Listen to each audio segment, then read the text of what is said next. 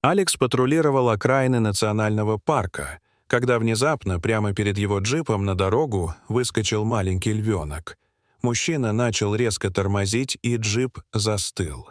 Буквально в паре шагов от крошечного зверя. Львенок стоял посреди дороги, жалобно мяукал, дрожал и смотрел на человека огромными янтарными глазами, полными отчаяния настолько сильного, что Алекс сразу понял — случилось нечто критическое. Он выскочил из машины, попытался отпугнуть малыша, но тот вместо того, чтобы убежать, подскочил к нему, уперся передними лапами в его колени и жалобно завыл, словно умоляя о помощи. Затем львенок резко развернулся и бросился в высокую траву, постоянно оглядываясь, проверяя, идет ли человек за ним. Алекс схватил рюкзак с припасами, запахнул дверцу джипа и бросился следом за малышом под палящим солнцем, чувствуя, как горячий ветер поднимает пыль и шершаво бьет по лицу. Они пробирались через заросли акаций, пока львенок не остановился возле раскидистого дерева и не подбежал к углублению в земле. Заглядывая вниз и жалобно скуля, Алекс подошел ближе, заглянул и замер. Перед ним была глубокая браконьерская яма-ловушка, глубиной выше человеческого роста.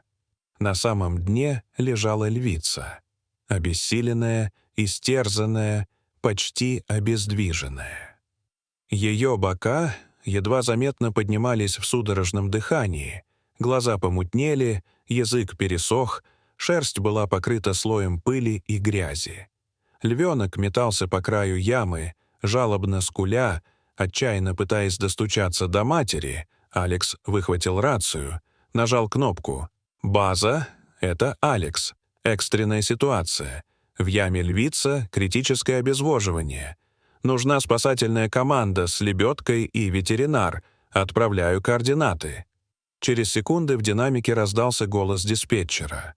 «Принято. Алекс. Гарри с командой выдвигаются. Будут через 30-40 минут».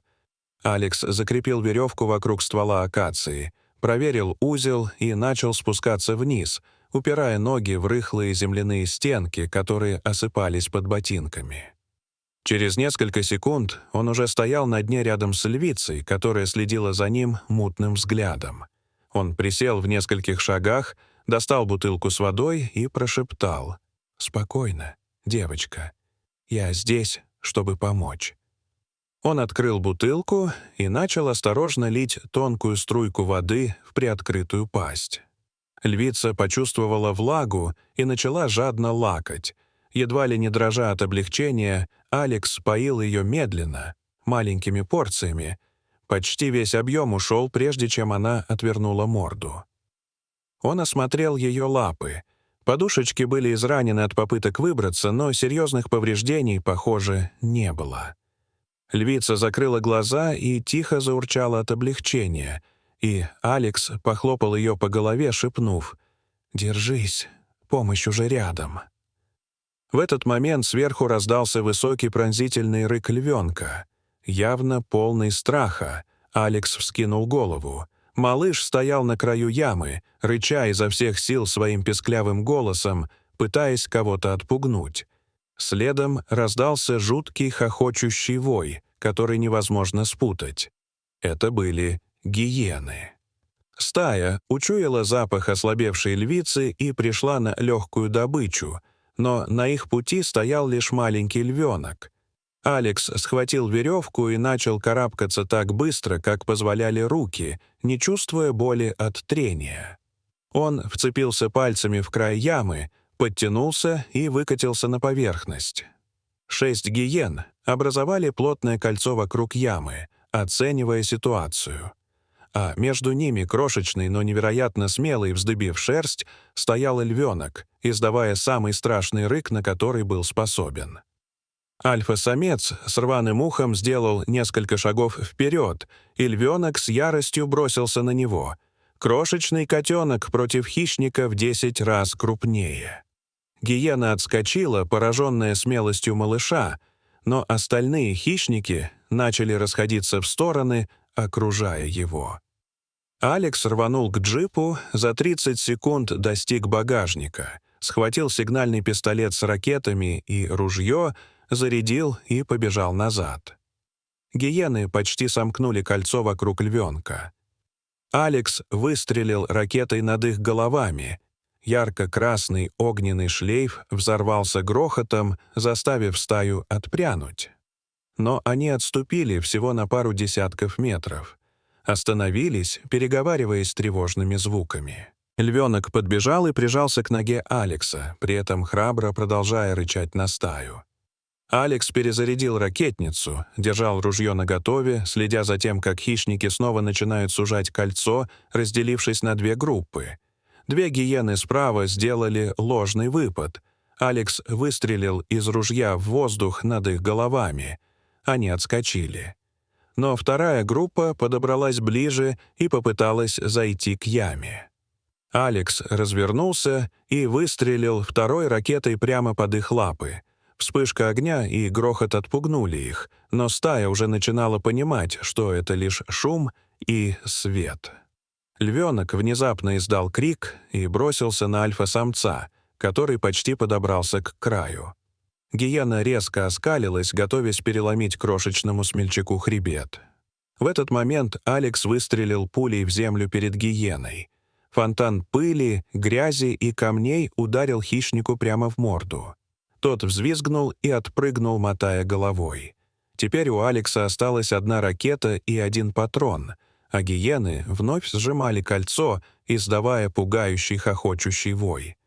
Альфа-самец присел, готовый к броску, и Алекс поднял ружье, прекрасно понимая, если тот прыгнет, придется стрелять на поражение.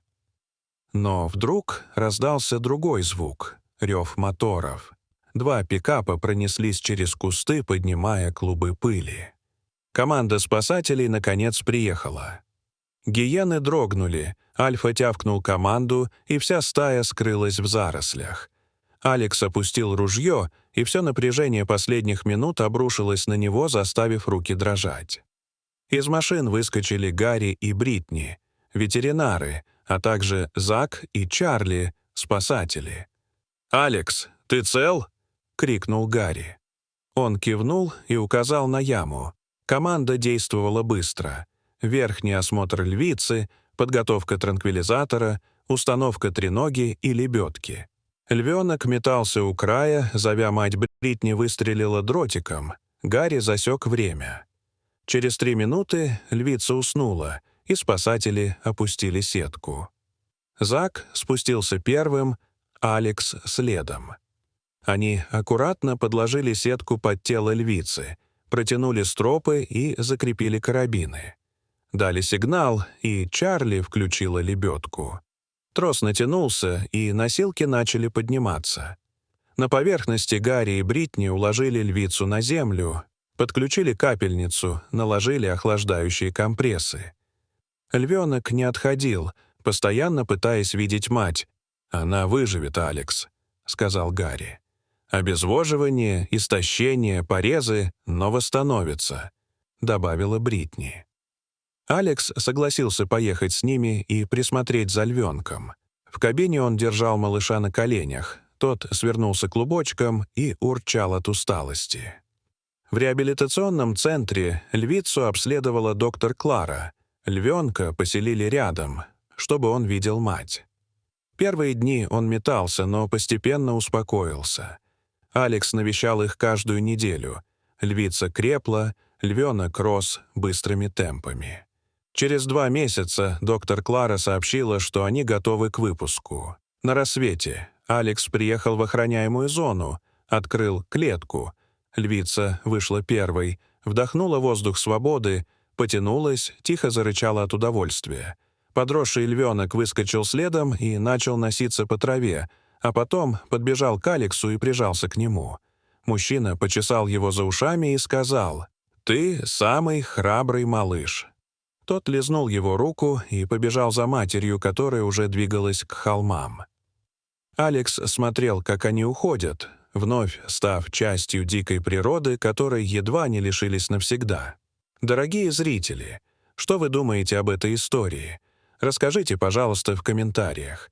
А если вам понравилось это видео, то ставьте лайк и подписывайтесь на наш канал. До свидания.